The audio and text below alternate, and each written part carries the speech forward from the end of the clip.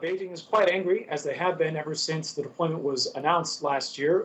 Foreign Ministry spokesperson Geng Shuang repeated at a press conference earlier today China's firm opposition to the deployment, saying that China will take any measures necessary to protect its national security, and it laid the consequences of anything that happens from that on the U.S. and South Korea.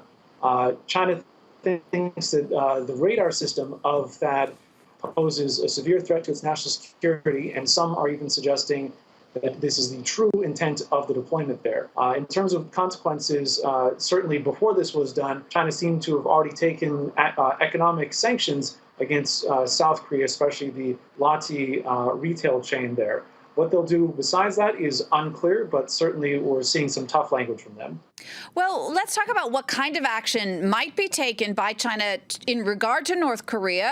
Could they, for example, try to reduce the U.S. need for that missile system in the first place? What could they do to do that?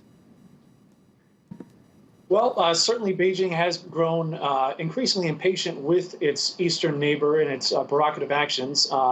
There was an editorial in the firebrand state tabloid, the Global Times, suggesting that the Chinese public is quite annoyed with Pyongyang over its actions, giving the U.S. kind of an excuse to come in and deploy this system there. So it criticized Pyongyang's attempts to enable its own security in this rather useless sort of way. So it is possible that it might try to move on North Korea as a way to get U.S. and South Korea to change their plans in some way. But on the other hand, if it considers this a done deal, there's nothing it can do, it may kind of give up on that front and maybe even get closer to North Korea and at the same time ratchet up tensions with South Korea and the U.S. We'll have to wait and see what it does.